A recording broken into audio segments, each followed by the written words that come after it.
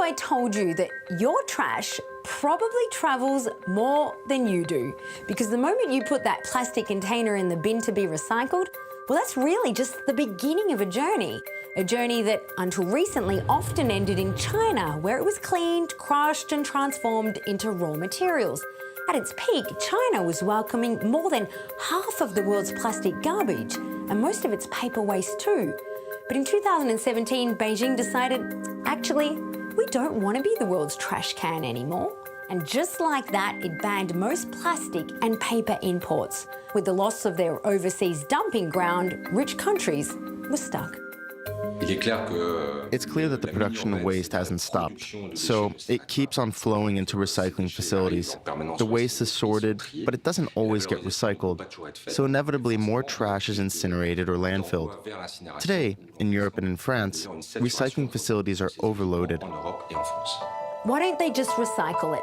Well, it's too expensive locally and there's not enough capacity anyway. So one of the solutions, as we just heard, burn it. Not only in Europe, but also in the US. Think about how absurd this is. Conscientious citizens of Philadelphia, for example, putting their pizza boxes and yogurt containers into their recycling bin, only for half of it to be dumped with the ordinary trash and incinerated. And it's not as if burning plastic means, poof, it's gone. The process emits toxic fumes. The dangerous stuff is you cannot see. That gets into your lungs, particulate matter, arsenic, cadmium, okay? Mercury, lead, those are the things that come out of that stack. The other solution is, of course, to find another junkyard. And that's in fact what the trash traders did. Step up Malaysia, Vietnam and other Southeast Asian countries, nations with fewer regulations and less stringent controls. Malaysia has in fact seen the biggest increase. Used plastic imports tripling since 2016 to 870,000 tonnes.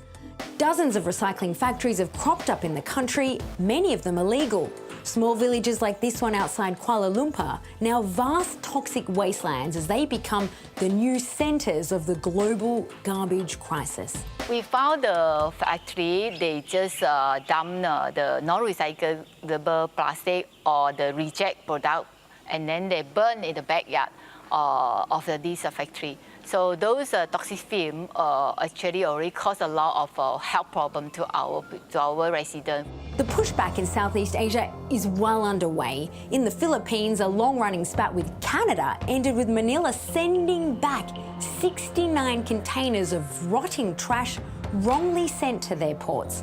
The Philippines Secretary of Foreign Affairs bidding farewell to the garbage with this tweet. Bye-bye, as we say it. Malaysia is also playing hardball. In May, it invited dozens of journalists to watch as it opened containers carrying low-quality, non-recyclable plastic sent from places such as the US, Australia, Japan and France. It came with a clear warning. Whoever that sent their waste to Malaysia, whether it's e-waste, whether it's plastic waste or whatever waste, we will send it back. And we will fight back. Even though we are a small country, we cannot be bullied by developed countries.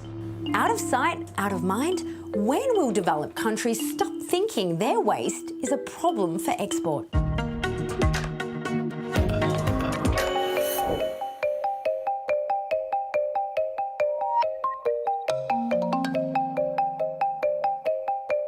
It's not exporting a problem, it's finding a customer that was an easy customer, let's put it this way. Cost of labor was not so high. Regulations were probably not too picky. And so it was an easy customer with big needs. So of course it was easy to sell. It's not the case anymore. China has been very strict, is restructuring its own market in order to be self-sufficient.